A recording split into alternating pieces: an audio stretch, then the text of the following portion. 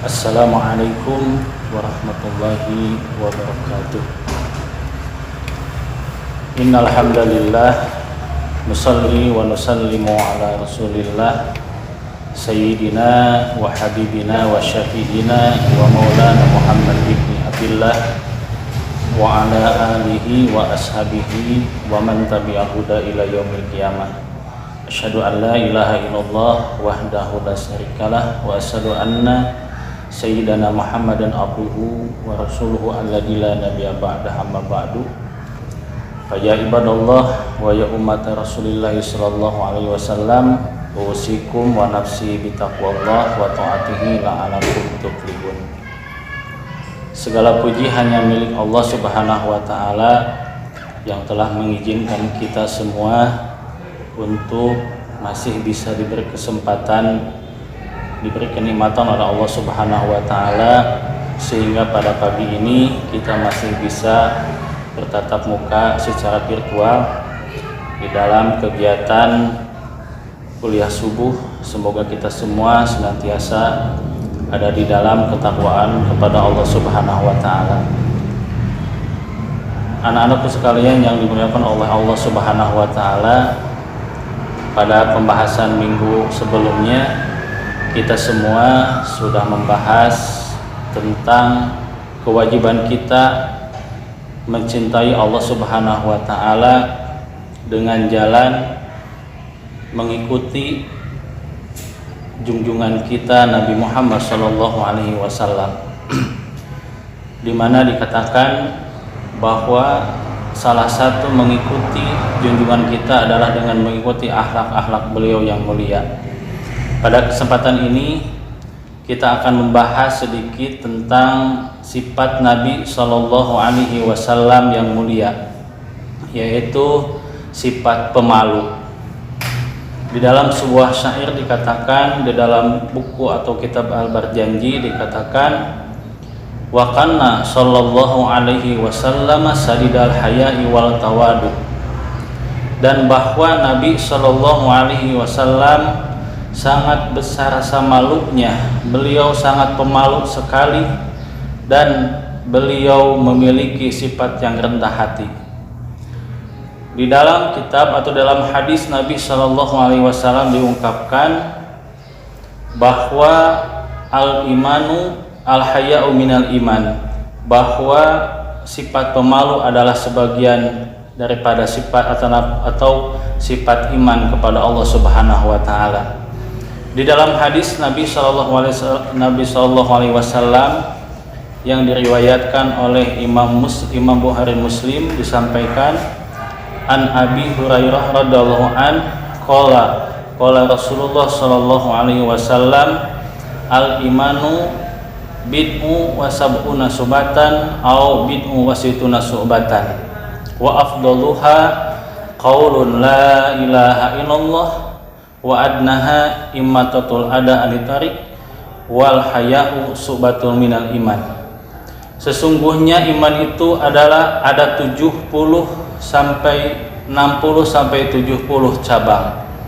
Tingkatan iman yang paling tinggi atau cabang iman yang paling tinggi adalah ucapan la ilaha illallah, dan yang paling bawah atau paling rendah adalah ketika kita bisa menghilangkan segala halangan di jalan, membuang duri di jalan, membuang sampah di jalan, itu merupakan cabang iman. Dan sifat pemalu adalah sebagian daripada sifat keimanan kepada Allah Subhanahu wa taala. Sifat ini dimiliki oleh Rasulullah SAW, sehingga dalam hadis yang lain disampaikan bahwa sifat pemalu Nabi Shallallahu Alaihi Wasallam seperti anak gadis yang sedang dipingit. Ini disampaikan oleh Nabi Shallallahu Alaihi Wasallam bahwa sifat pemalu ini harus dimiliki oleh kita semua. Maka ada ulama membagi pemalu itu, sifat malu kepada diri kita, sifat malu kepada orang lain, dan sifat malu kepada Allah Subhanahu wa taala. Apabila di dalam diri kita memiliki sifat malu, maka sesungguhnya sudah memiliki setengah daripada keimanan. kita lihat konteks zaman saat ini. Di dalam banyak aplikasi internet atau aplikasi-aplikasi yang lainnya, kita suka melihat video-video di mana laki-laki atau perempuan banyak yang berlenggak-lenggok, menari, bahkan si video itu disebarkan sampai ke seluruh dunia sehingga ditonton oleh banyak kaum laki-laki ataupun kaum perempuan yang lainnya. Dan di dalam video itu yang sangat dimiriskan sekali adalah di mana memperlihatkan lekuk tubuh, memperlihatkan auratnya. Padahal khususnya bagi wanita, auratnya itu adalah mulai dari ujung kepala sampai kepada ujung kaki. Ini harus ditutupi. Akan tetapi yang dilihat saat ini banyak sekali tontonan-tontonan yang sangat jauh sekali dari sifat malu kepada Allah Subhanahu wa Ta'ala, dan ini sangat ditakutkan oleh Nabi Shallallahu Alaihi Wasallam. Oleh sebab itu, maka tadi disampaikan di awal, ada 3 kriteria sifat malu yang harus kita tanamkan di dalam hati kita. Yang ke-1 adalah sifat malu kepada diri kita sendiri. Apabila kita ingin melakukan sebuah kejahatan atau sebuah hal-hal dosa, maka sesungguhnya tanyakan kepada diri kita, apakah itu pantas dilakukan oleh kita. Yang kedua, malu kepada sesama kita atau kepada tetangga atau kepada orang lain. Apabila kita melakukan kejahatan, apakah dalam hati kita tidak malu dilihat oleh saudara kita, oleh tetangga kita, oleh teman-teman kita? Dan yang paling utama adalah di dalam hati kita harus ditanamkan sifat malu kepada Allah Subhanahu wa Ta'ala. Di dalam sebuah riwayat dikatakan bahwa sesungguhnya Allah Subhanahu wa Ta'ala kedekatannya dengan kita itu seperti urat yang ada di dalam tenggorokan kita, sangat dekat sekali. Jadi segala aktivitas kita sesungguhnya dipantau oleh Allah Subhanahu wa Ta'ala dan dicatat oleh malaikat pencatat amal. Maka kita seharusnya introspeksi bahwa segala yang kita lakukan di alam dunia ini suatu saat nanti akan diperlihatkan kembali kejahatannya, akan diperlihatkan kembali amal baiknya di yaumul kiamah, di hari pembalasan oleh Allah Subhanahu wa Ta'ala. Anak-anakku yang dimuliakan oleh Allah Subhanahu wa Ta'ala, mudah-mudahan kita semua dihindarkan dari sikap-sikap atau sifat-sifat yang tidak sesuai dengan sifat-sifat Nabi tadi.